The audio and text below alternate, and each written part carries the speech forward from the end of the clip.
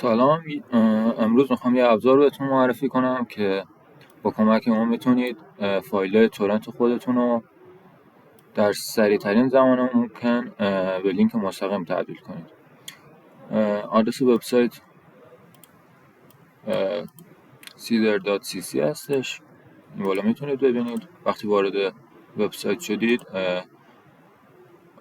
از طریق این بخش با وارد کردن ایمیلتون و پسورد میتونید اکانت بسازید و یه ایمیل تایید واسهتون ارسال میشه.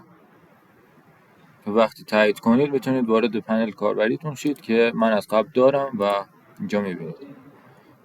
بعد از اینکه وارد پنلتون شدید شما در ابتدا 2 گیگ فضا دارید و با انجام دادن یه سری کارا میتونید فضای بیشتری واسه خودتون به دست بیارید که در ادامه ویدیو بهتون نشون میدم. اول بگیم که چجوری کار میکنه. من یه لینک مگنت، حالا یه فایل لینوکس هستش، برای مثال لینک مگنتش رو کپی میکنم اینجا قرار میدم. همچنین میتونید فایل تورنت رو از این بخش آپلود کنید، فرقی نمیکنه. گزینه رو میزنم و میبینید که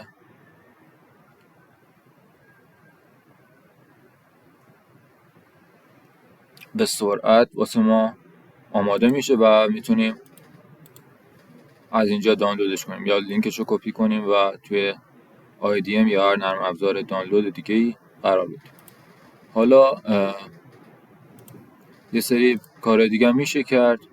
اگه مثلا ویدیو باشه میتونیم آنلاین تماشا کنیم یا زیرنویس روش قرار بدیم به صورت آنلاین و کارهای دیگه.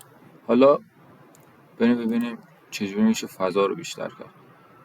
ببین 3 نقطه میزنیم، invite for space رو بزنید و اینجا یه چند تا راه برای افزایش فضاتون هست. اولیش که توییتره و خیلی آسونه، فوری بهتون میده. این یکی رو تست نکردم. میتونید توی اگه بلاگ دارید یه پست درباره این ابزار بذارید و 500 مگا دیگه بگیرید. یوتیوب هم که همین کاری است که من در حال حاضر دارم انجام میدم. میتونید با قرار دادن یه ویدیو توی یوتیوب 1 گیگ فضا اضافه واسه خودتون بگیرید و اینوایت دادن دوستاتون که من تست کردم جدیدن کار نمیکنه ولی قبلا کار میکرد.